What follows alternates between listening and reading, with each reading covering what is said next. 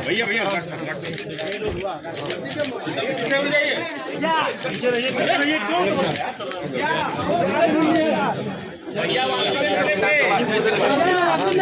वापसी मिलेगा वापसी में।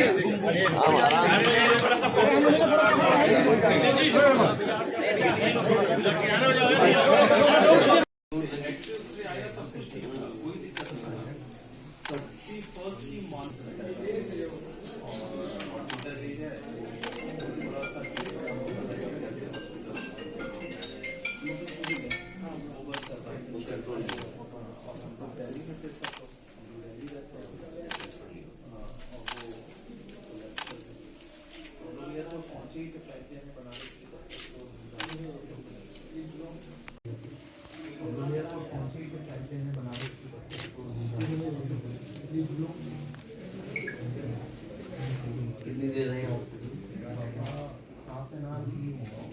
चोट लगने से?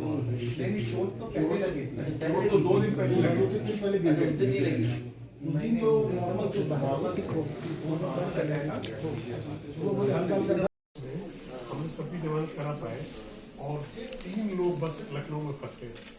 वो थे अजीजा थे और आमास्त्र बिस्तर हम पहले कर रहे थे उसको।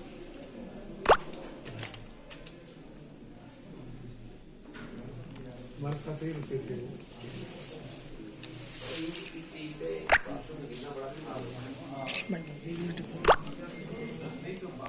सर आप प्लीज दिए अभी आप बस आ जाइए बोला ना उन्होंने बुलाया आप परिवार के लोग भैया भैया छोड़िए प्लीज आप कई जानकारी उनके पास बड़ी महत्वपूर्ण है या जो अपनी तरफ से बताते हैं।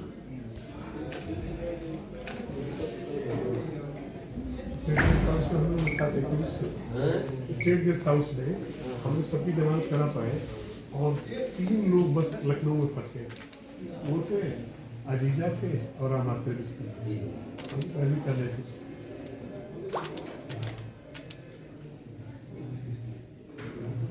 हमारे साथ ही रुके थे।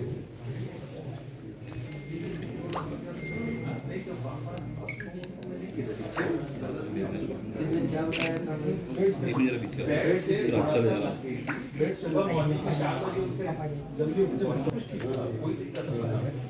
फर्स्ट की मॉर्निंग में उनको एमआई अटैक आ गया, बहुत सीरियस।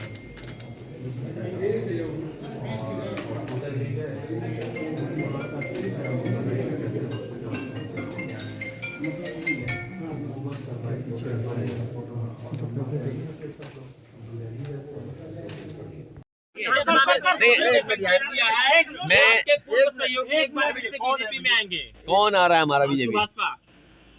अरे तुम क्यों इनकी बातें करते हो? देखिए ये बड़े सवाल विरोधी पार्टी के विधानसभा में इस बार विधानसभा मुझे चाचा जी का साथ मिल रहा है, तो किस देखिए वो जो अब पार्टी में आ गए हैं, शामिल हैं और पार्टी के संगठन में हैं, इसलिए उसमें बहुत चर्चा नहीं। सवाल ये है क्यूटो बना कि नहीं बना।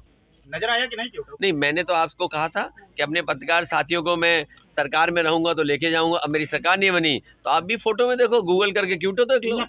अगर हम समाजवादी लोग सरकार में आए होते तो आपको मैं फ्री क्यूटो ले जा रहा था, याद कीजिए, प्रेस कॉन्फ्रेंस में कहा था। क्योंकि सरकार में हम आए नहीं है। अब आप गूगल करके देखिए क्यूटो कैसा है और आपका वाराणसी कैसा है। भी जाएंगे, गुजरात होगा तो गुजरात में भी जाएंगे। स्टेट गवर्नमेंट और सेंट्रल गवर्नमेंट मिलकर के आप क्या इंसेंटिव दे रहे हो, क्या सुविधा दे रहे हो, क्या मदद कर रहे हो, तब इन्वेस्टमेंट आएगा। और आप बीजेपी का ट्रैक रिकॉर्ड देखो ना। आप नमामि गंगा, बताओ गंगा साफ हो गई क्या? गंगा की सफाई को लेकर के कितना पैसा गंगा में बह गया पानी की तरह। और high court, supreme court, NGT, ये वो इंस्टीट्यूशन है जिसने प्रश्न लगाया। विपक्ष ने कभी नहीं सवाल खड़ा किया। विपक्ष ने तो सवाल तब खड़ा किया जब एनजीटी ने सवाल किया। जब हाई कोर्ट ने सवाल किया, जब सुप्रीम कोर्ट ने सवाल किया, तो जब आपके नमामे गंगा, गंगा माँ साफ नहीं हुई, और फिर आपने बहुत करीब से देखा होगा, मैंने तो केवल इतना पूछा था कि जो क्रूज चल रहा है उसमें बार है कि नहीं है, बीजेपी वाले बताएं, बताओ उसका जवाब मिला क्या आपको? आप बनारस आए, विधानसभा में चाचा जी का पार्टी कोई नहीं है।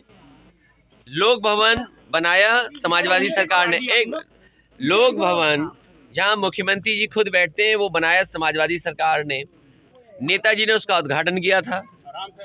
अपने नेता पूर्व प्रधानमंत्री अटल बिहारी वाजपेयी जी की प्रतिमा लगा दी, वो लोक भवन उन्होंने नहीं बनाया।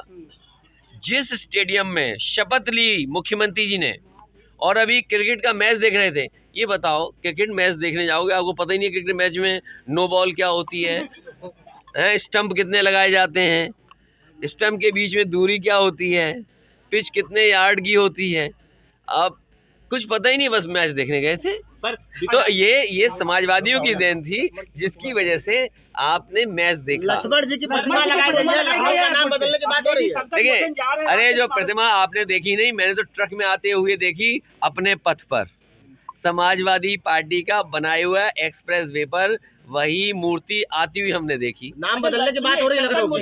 रामचरितमानस का पाठ करेंगे कि नहीं करेंगे? देखिए, रामचरितमानस में बहस बहुत लंबी है, ये लड़ाई 5000 साल पुरानी है, ये लड़ाई चलती रहेगी। लेकिन बीजेपी क्या लड़ेगी इस लड़ाई को? सपा लड़ेगी, सपा लड़ेगी। देखिए, ये समाज में लगातार लड़ाई होती है। समाजवादी पार्टी क्या लड़ेगी? समाजवादी पार्टी जाति जनगणना पे लड़ेगी। धन्यवाद। मैं